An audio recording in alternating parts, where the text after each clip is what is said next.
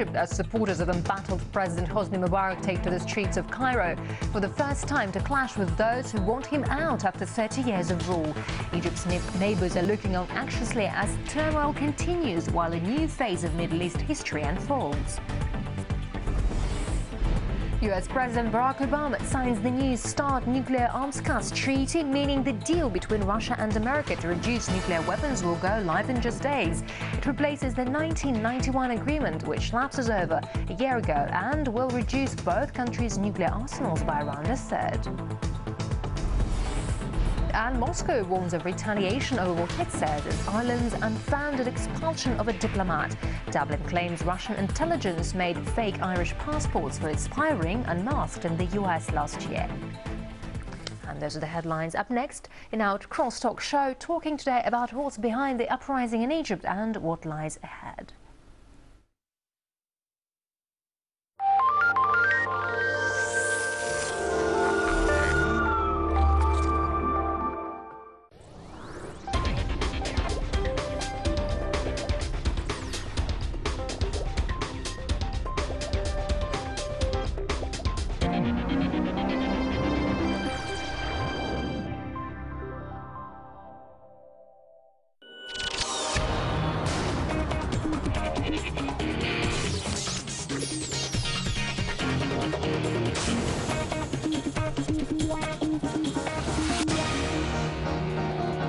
Hello and welcome to Crosstalk. I'm Peter Lavelle.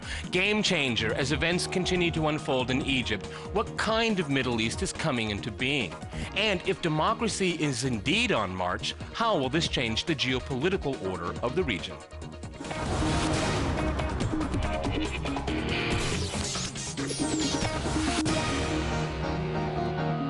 To discuss the future of Egypt and the region, I'm joined by Hairi Abaza in Washington. He is a senior fellow at the Foundation for Defense of Democracies. In London, we go to Nabila Ramdani. She is a journalist and academic who specializes in the Middle East and North Africa. And in Dubai, we cross to Tawfiq Rahim. He is a visiting fellow at the Dubai School of Government. And another member of our Crosstalk team, Yela Nahanga. All right, folks, this is Crosstalk. That means you can jump in anytime you want. Nabila, you've been on the program before. I'm sure all of us have been watching very closely the pictures coming out of Cairo.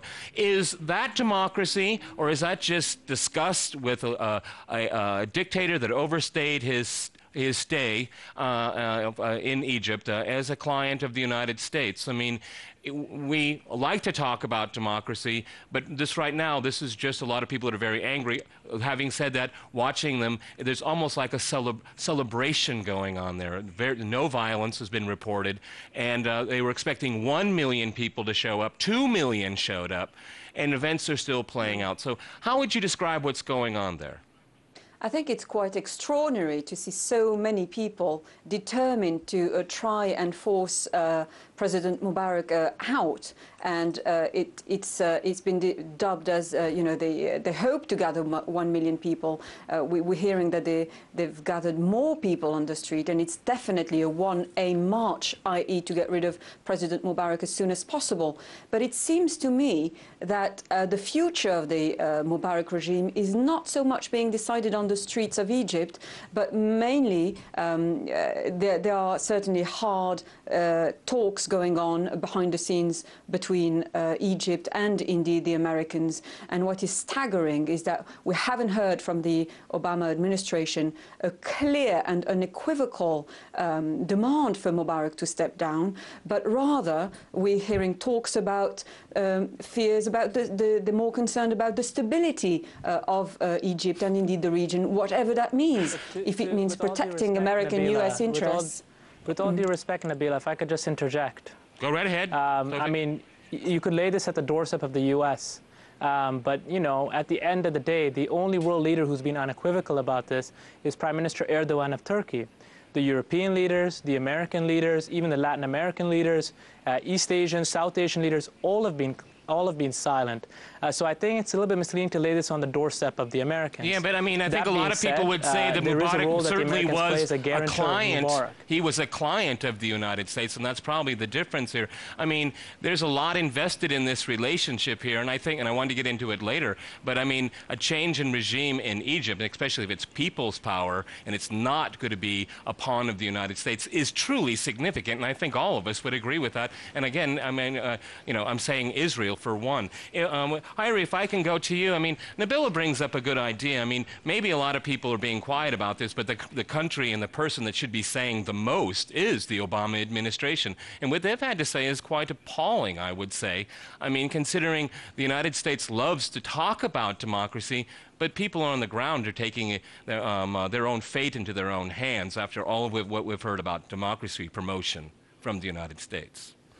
Yes, Washington, like many other capitals, were taken by surprise when they saw this revolt and how serious it was, and that it was the people of Egypt, and with all its diversity, ideological, religious, ages, social classes, taking this stand and to remove not only a dictator, but to get rid of an autocratic regime. So Washington was taken by surprise. Here we have many actors that are concerned about the changes in Egypt. In Washington, there are concerns that the Islamists might take over. The Israelis are very nervous because of the peace treaty and the consequences of this. The Egyptian opposition and people have their own aspirations of a democratic and free state. So all these parties need to agree on a formula for a managed transition. And I think the Egyptian opposition presented principles even before they asked Mubarak to step down. That is a power sharing between the military and the civilians for a transition, for a period of transition that could prepare the country for the reform. So there are too many, and Washington was walking on thin ice, because on the one hand, it cannot stand against the will of the Egyptian people. Exactly. That surprised the administration here. On the other hand, they have other allies in the region, not only Mubarak, and it would send the wrong signal to other autocratic rulers if they let down Mubarak quickly. Hyrie, I think that's a really good point. I'm glad you brought it up. Nabila, what is the message now? Okay, and that's a really good point, because I was thinking last night, and I'm just speaking, you know, speaking for myself, Mubarak, wherever he ends up, can he go flee to any country in the Arab world? Probably not. He might end up in Israel, which would be the ironies of ironies here. Nabila, I mean, for the first time, you know, we're listening to what the Egyptian people want. This is really extraordinary. They've always been talked about as objects, as being passive, indecisive, lazy politically. And all of a sudden we see these pictures of 2 million people saying, no, I make a difference and I'm going to determine my future. I think Washington has to start listening to those people. Absolutely. And what it has to do, it has to stop spreading around the narrative that they have been selling to the world, and that Mubarak has been selling to the world for decades now, about fears of having a Muslim Brotherhood coming to power. It's up to the Egyptian people to decide for themselves who they want to see coming to power, whether it's the Muslim Brotherhood or indeed other candidates, of which there are many waiting to play a crucial role in the future of the country. The Muslim Brotherhood narrative is a black and white narrative. It's a very linear one, and it doesn't, the Egyptian people do not buy it at all. They want to be able to be, they want to be respected as individuals and indeed make individual choices for themselves. Tawfiq, it's very interesting. As I mean, the Muslim Brotherhood has been brought up here, and it's been actually been brought up late in the game, as it were, as events unfold. I mean, they were very, very quiet here, and then they make a statement that they're willing to work with whatever authorities, with the other opposition groups. It remains to be seen if they or these opposition groups want to work with them. But at the same time, I mean, it's really people that are driving this here. I mean, it's even remarkable if you look at social movements. There's no head right now. There's no one person or party. It's right. Really, you know, in the first step, it's get rid of this guy and let society coalesce into what it needs, you know, to find whatever parties or ideologies or groups that are already out there. Muslim Brotherhood has played a very small role in this so far.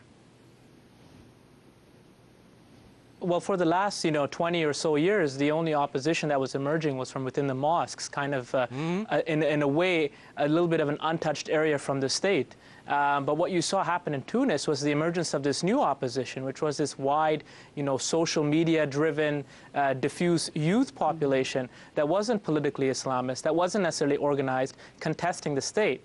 And I think the Muslim Brotherhood saw that and saw that it was a more legitimate force in the eyes of the international community and tried to stay a little bit out of it in the first few days in Egypt. I think now with kind of the movement gaining momentum, you need a little bit more of an organization to the opposition, someone that the international community can look to, someone that the regime or the military can negotiate with in terms of reaching perhaps a national unity or transitional government. And that's why I think you see the Muslim Brotherhood now stepping in to say, okay, we're going to help organize, or we're going to support Mohammed al-Baradei, or we'll put our organizational forces behind the opposition. And I think that's the dynamic you're seeing now.